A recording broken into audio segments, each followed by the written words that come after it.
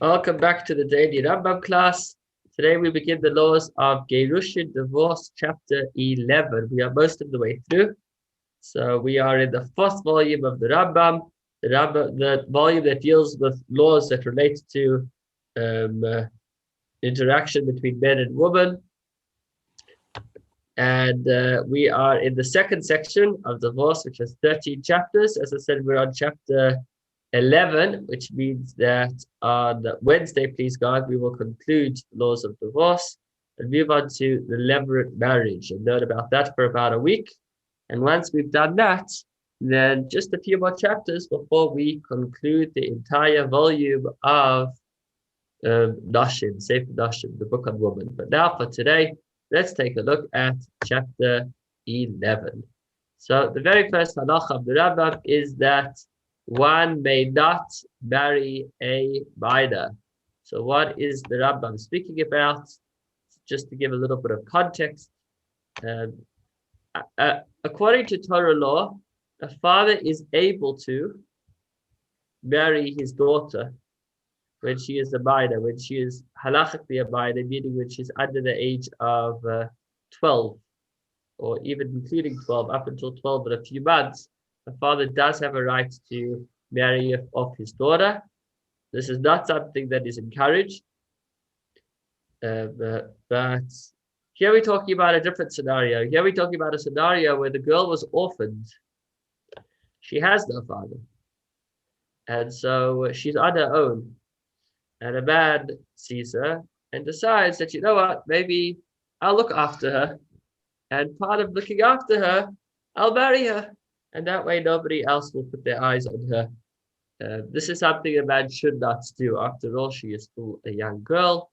If he wants to look after her, then by all means, but marriage is something that is discouraged. If he did go ahead and marry her, although he shouldn't have, so that is what the first approximately 10 or so halachas of today's chapter speak about. It's a long chapter. There are 30 halachas. And the first section of today's chapter deal with if a girl was offered, a man offered to marry her, she was an orphan, or alternatively, her father had married her off, but she had subsequently been divorced. Basically, she was on her own, legally on her own. If a man did go ahead and marry her, and then she decides that she wants to terminate the marriage. Now, until she reaches the age of 12, unless her father marries her off, there's, scripturally speaking, there is no marriage. She's still a child, and even if they go through the whole motion, even if they have a chuppah and they make all the brachos and they have a full ceremony and everything looks grand, the fact is that she is not yet the age of bas mitzvah. And since she is not yet the age of bas mitzvah, biblically speaking, there is no marriage. It simply does not exist. However, the rabbis instituted that in such a scenario where a man does marry a young girl, there is a formal process that needs to be put in place for her to leave this marriage. And this process is called miyud. Miyud means refusal. Now, the fundamental difference, as we will see in the halachas that follow, between receiving a get, receiving a divorce, and receiving a miyud, a refusal, is that if a woman gets divorced, then it means she was married and she's no longer married. And there are consequences for that. For example, a kohen is not allowed to marry a divorcee.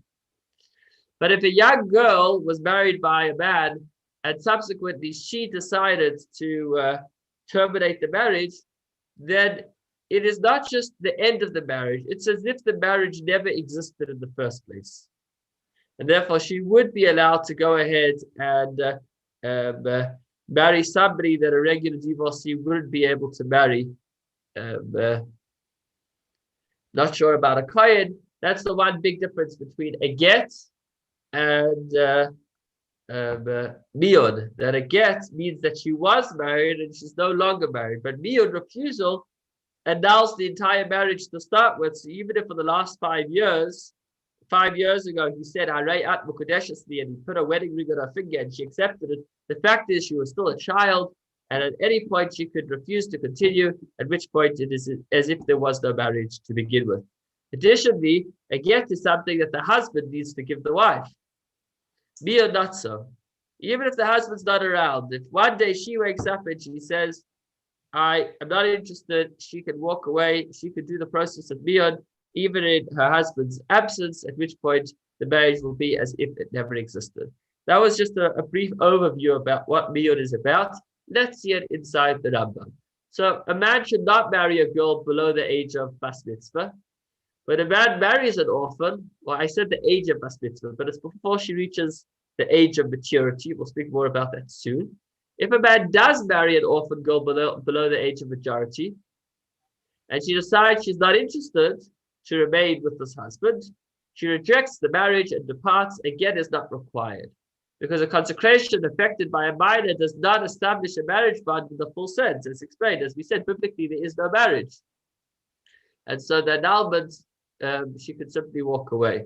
Similarly, when a girl below majority was married at her father's initiative, but was then widowed or divorced while still a minor. So at this point, she's now considered on her own. At this point, her father would no longer be able to marry her off, as far as I'm aware. And therefore, she says, if she's an orphan, even though her father is still alive, because he kind of already, when a man would marry off his daughter, who was a child, it was pretty much a way of him saying that he doesn't have the ability to care for this child. And therefore, she's giving this child over to somebody else to care for. And so therefore, even if she went through a divorce afterwards, she wouldn't return to the father, because the father's incapable, perhaps, because the father's incapable of looking after her. And so we would speak about such a woman as well. If she went ahead and got married while she was still under the age of majority, she could simply annul the marriage through biyun. Different laws apply to a deaf-mute woman. A deaf-mute woman, biyun does not apply. Why? Because if the girl, if she had any, although biblically speaking, a deaf-mute woman is not considered mentally competent enough to be married, if we're going to allow her to just undo the marriage, since it's only rabbinic, then a man wouldn't want to marry her, because he could invest everything in her, and then one day she could just disappear. So therefore, biyun does not apply to a deaf-mute woman. That way, people would be more willing to marry her. Again, most of these laws are not very relevant for me and you, but they remain the wisdom of Hashem. And maybe in the spiritual world, these take on entire, deeper, and more spiritual meanings. But for us down here on planet Earth, we just need to learn it on a basic level and have the belief that when we do learn these laws, we are feeding our souls with nourishment, because Torah is food for the soul. So again, even if it doesn't exist in the physical world, certainly learning these laws is a huge mitzvah. In addition to the mitzvah of knowing the whole Torah, which is what we're working on, we've gone pretty far. A minor can annul her marriage via biyun, whether she has been married consecrated, first step of the marriage, or even if she was completely married in her husband's presence or in his absence. Just as she can annul her marriage to her husband, she can annul her relationship to a yavam of this husband, because it's all rabbinic. Just as she can annul one marriage through biyun, so too she can annul a second marriage or a third marriage. Indeed, she can exercise this privilege any number of times. As long as she is a minor, she has the right to annul her marriage through biyun. When a minor does not exercise the right of biyun and becomes consecrated to another man, despite the fact that she was married, the consecration is binding. Why? Because becoming consecrated is obviously a rejection of a first marriage. So let me explain that outside. If a young girl didn't walk away from the first marriage, but she did accept a proposal from a second man. A guy came up to her and said, will you marry me? And she said, yes. And he gave her the ring in front of witnesses and all. So although she never terminated the first marriage, the fact that she accepted the second marriage is the biggest statement that you can make, that she refuses to remain married to the first. Again, this is all for a young girl that has the ability to just annul the marriage at any point. And so marrying a second man is a form of annulling the first marriage. Okay, until what point does she have this opportunity to annul the marriage? As long as she's a minor, until she becomes a naira. Now, a naira happens at around the age of 12, but more specifically, a naira is once she reaches physical puberty which would mean once she has 2 pubic hairs. Once she reaches that physical maturity, she is now considered an adult, and at this point, the marriage would now kick in, at which point she would need a full get, she needed a divorce. Or until it is known that she became classified as an islandess. We learned about this elsewhere. An islandess is a woman whose development is very slow, and only once she's reached the age of around 20 do we realize that she simply is not developing, maturing in that way, at which point she would be, at that point it would be as if she reached maturity, even though physically she never reached that. Okay, now when does the above apply? That even after the age of 12, until she is declared as an islandess, she can still walk away, provided that her husband did not engage in relations with her. Sorry, after she became 12 years old and 1 day. This that we say that once she reaches puberty, that's when she's considered an adult, is if she wasn't intimate with her husband from when she turned 12. But once she reaches the age of 12, then we assume, even if it looks like she has not reached puberty, we assume that maybe she did. Even if a doctor would inspect her and see that she didn't, we still say maybe she did and it's just not noticeable. Maybe pubic hairs fell out, and therefore once she is intimate with her husband after the age of 12 years old, she will need a full get. She will need a full divorce in order to remarry someone else. So although the man married her when she was maybe 10 years old, the moment she turns 12, and he is intimate with her, or the moment she reaches physical puberty, then that original marriage now fully kicks in, because now she's considered a halachic adult, at which point she would need a divorce. Now, it's worth mentioning that although talking about a 13-year-old girl being married sounds absolutely horrendous to us, our great-great-grandparents, for them it was probably the norm. And even then, the Torah put many things in place to make sure that it is done in the right way. So although in today's society it's something that is certainly not acceptable, just a few generations back, this was something that was done. Just worth bearing that in mind. If she's undergone a physical inspection and no signs of maturity are discovered, but she had already engaged in marital relations after the age when she could have had a set of signs, we did this already. We say that she's already considered like an adult and she needs a full divorce. Okay, here's an interesting scenario. So she did engage with her husband, but she wants to do miyud instead of getting a get. Remember, once she gets a get, then she's a divorcee. If she gets a miyud, then it's as if she was never married in the first place. So she wants to use a physical examination to say, look, I'm still a child. I may be 12, but I'm still physically a child. And then she shouldn't, usually we say she needs a get, but what happens is she goes and she accepts a ring, she gets kiddushin from a second man. So we say, since biblically speaking, there is no marriage, since she's still a child, we're only worried that maybe she may have become an adult. So if she did go ahead and receive a ring from a second man, then we would say that in such a case, she could now go ahead and get a get from the first man and conclude the marriage and complete the marriage with the second person. Okay, when a minor does not exercise her rights to miyud and attains majority, she no longer has this privilege. As we've said, this refusal is no longer applicable once she becomes halachically an adult. This applies even when she did not engage in marital relations with her husband after reaching the age of 12 years old and 1 day.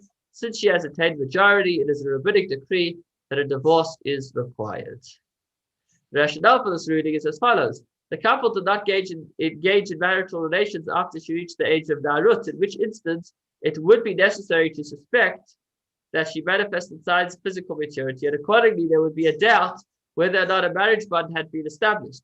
Nor did they engage in relations after she attained maturity, in which instance she would become a married woman in all regards. Accordingly, the only reason she requires a get is the fact of her marriage as a minor, which is a rabbinic institution, based on the path. If another man, okay, so this is what we already discussed outside, getting a little bit confusing, but in simple words, once she reaches 12, she needs a get. If she didn't get a get, but she was never intimate with her husband, then since biblically she's not considered married, had she received a marriage from a second man, as I mentioned, she would be able to conclude the separation from her first husband, and through that annul the marriage and complete the marriage with the second husband. Okay. Now, until now, we've said that if she's under the age of 12, she could do refusal. Only at a certain point does she need refusal. Obviously, if it's a 4-year-old child, she doesn't need refusal because she's still a little baby. She doesn't know what's going on. Let's see that inside in halacha number 7.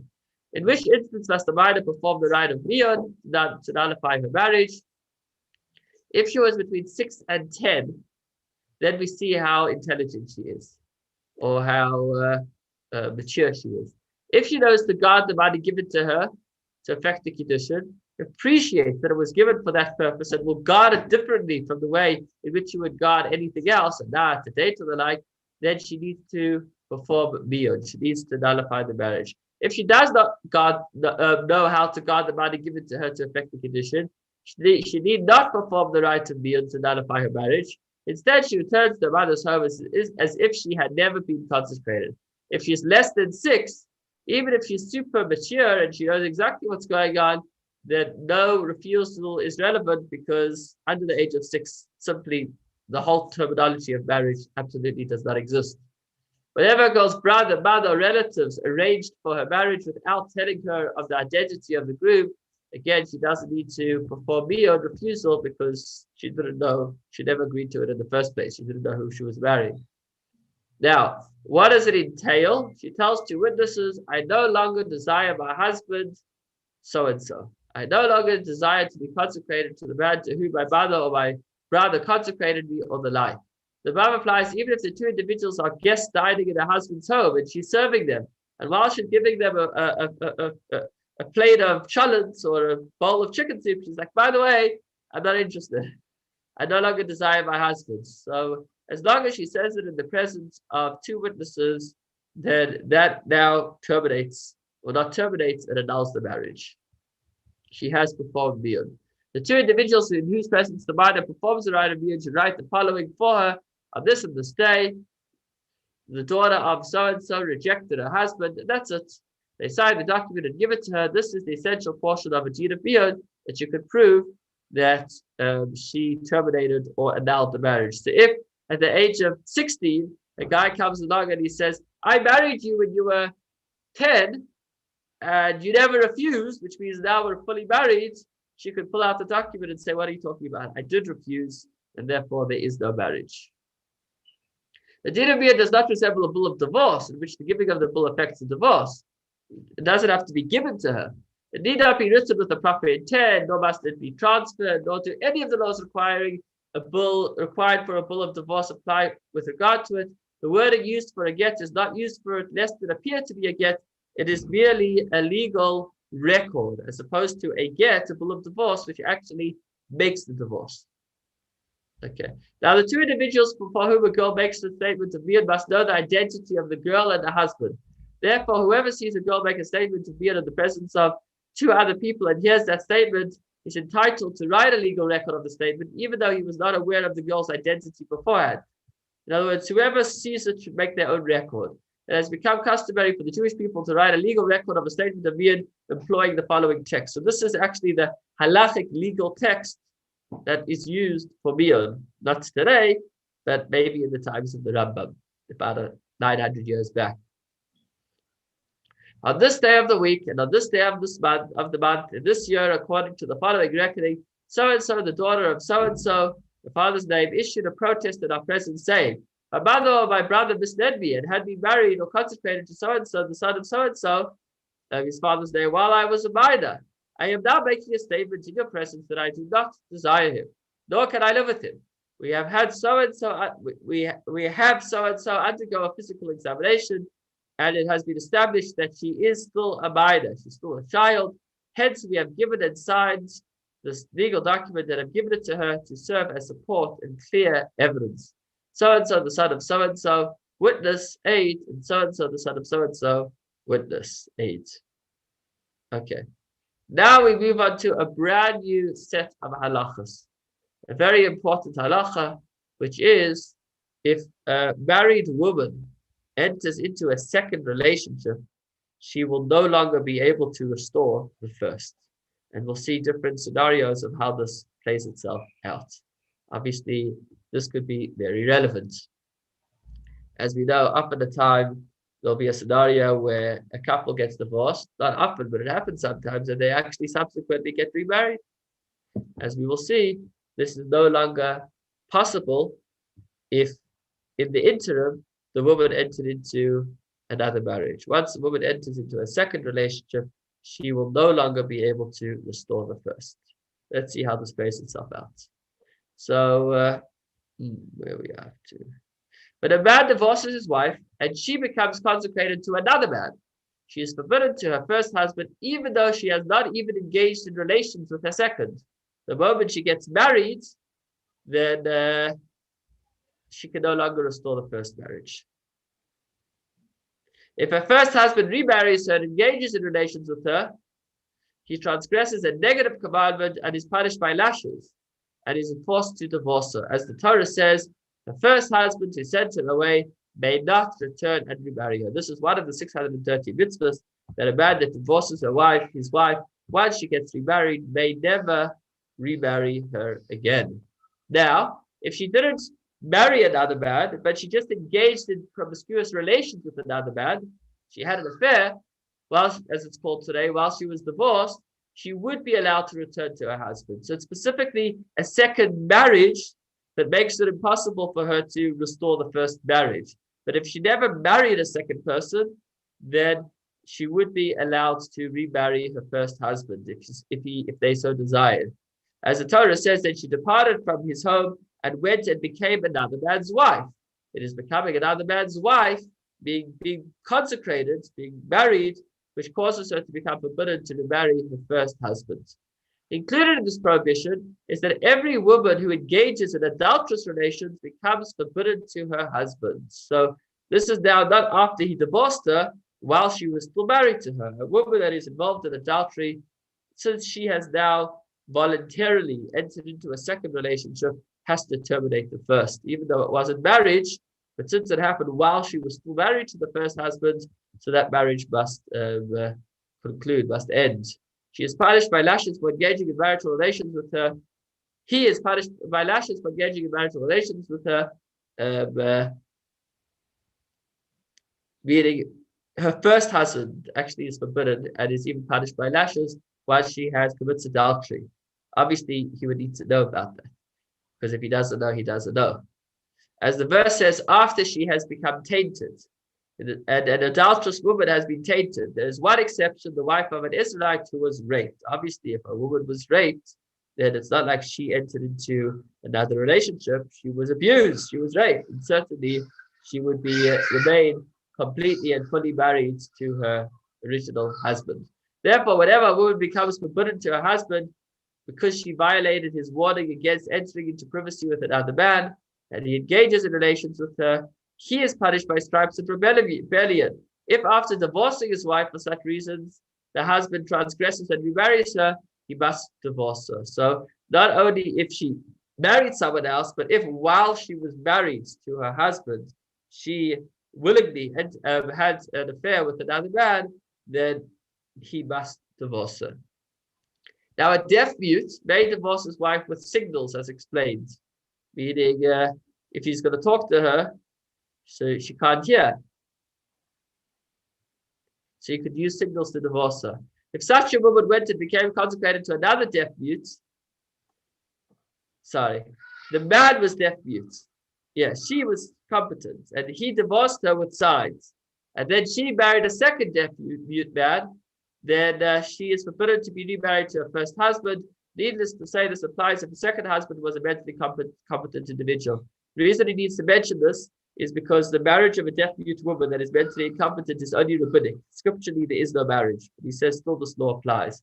If, however, a woman who had been married to a mentally competent individual and was divorced, married a deaf mute and was divorced, she would be allowed to marry her first husband because, as we say, I've just mentioned, since a deaf mute marriage is not a legal, scriptural, binding marriage, therefore it's not considered like she actually got remarried, and therefore she would be able to return to her first said husband. A girl who leaves her husband by virtue of the right to miyun is not considered to have divorced him, as we said.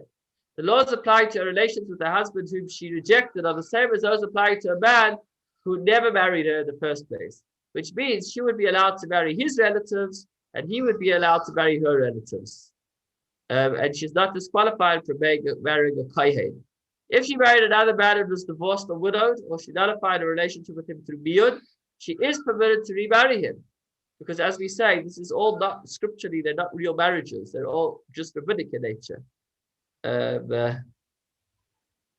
Whatever, even if her first husband divorced her while she was still a minor, remarried her, she then nullified the relationship with biyud and married another man and was divorced by him, she could still go back to her first husband. The rationale is that whenever a girl leaves a marriage via the right of biyud, it's considered as if she had never been married in the first place. And so therefore, it's not like she's going back to her first marriage because there was no first marriage, because that marriage was absolved. It was annulled.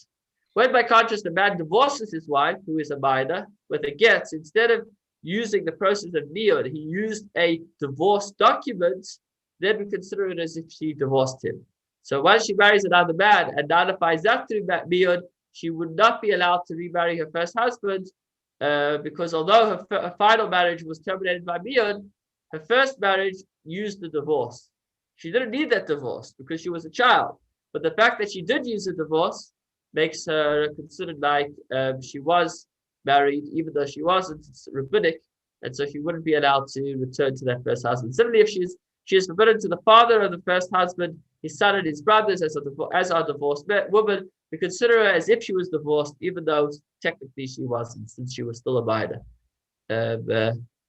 Number 17, when a girl nullifies a connection to a yavam through biyud, so a yavam, meaning she married a guy, he died, she was still a child, and now she, instead of marrying this guy's brother, she did biyud to this guy's brother.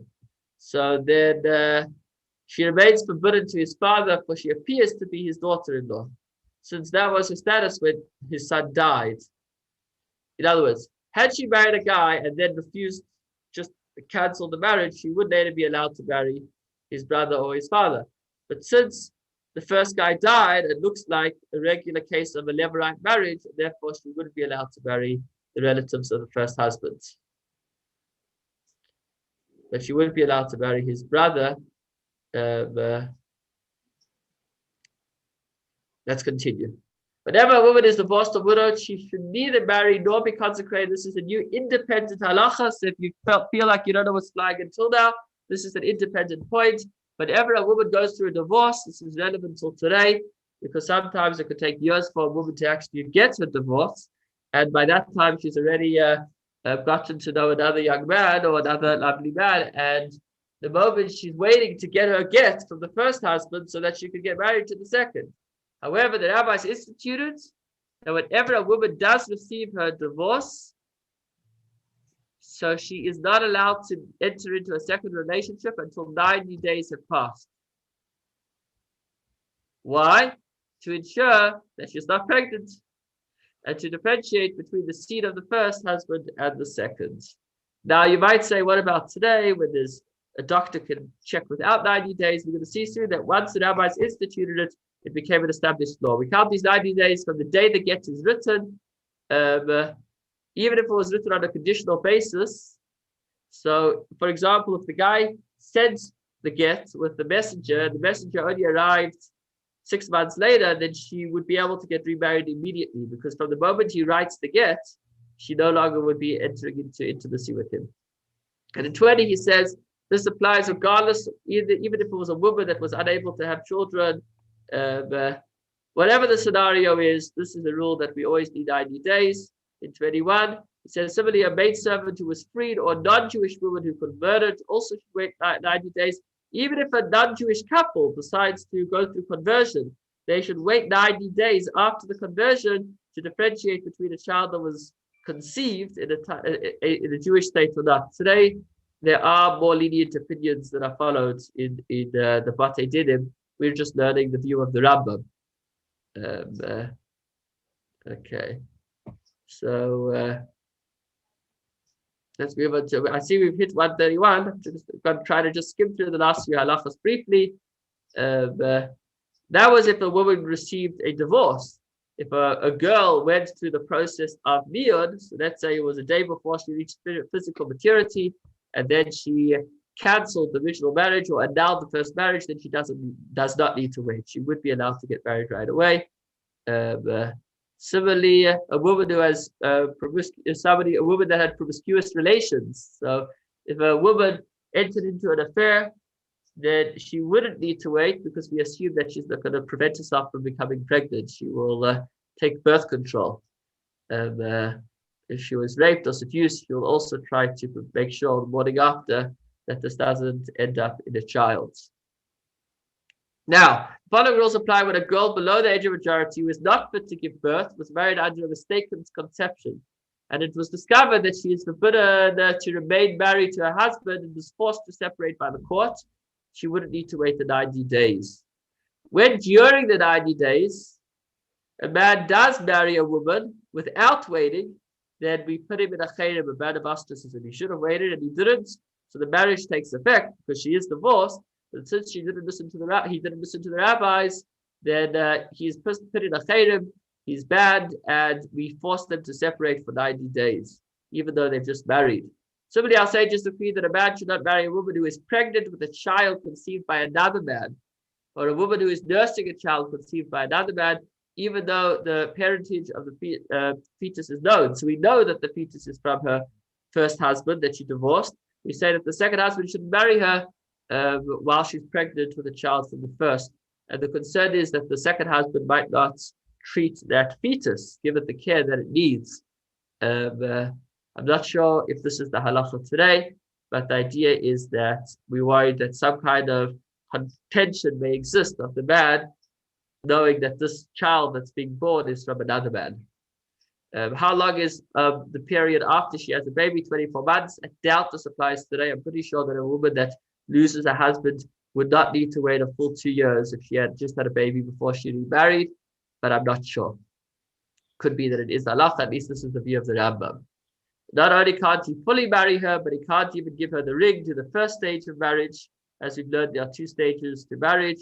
Even if she gave this child to somebody else's care, it doesn't make a difference. The rabbis, once they made a decree, we're still concerned that he might mistreat, get hold of the first child, and even kill him. If she did get remarried while she was still pregnant or feeding the child, sure. Then we say that she should actually divorce her. He should divorce her because he did something that he was not allowed to do, even if he's a kohen, which means that the second marriage is now over. If he runs away and returns after the 90 days, then we'll let the marriage continue. A man who consecrates a pregnant nursing woman is not forced to divorce her. He may not, however, conclude the marriage, take it into stage 2, actually live together with her until this period has passed. Thank you so much for joining us, learning the wisdom of God. Please God, tomorrow, same time, same place, as we come close to concluding the laws of divorce. Have a wonderful day. Any questions? Thank you, Rabbi. Thank you, Rabbi.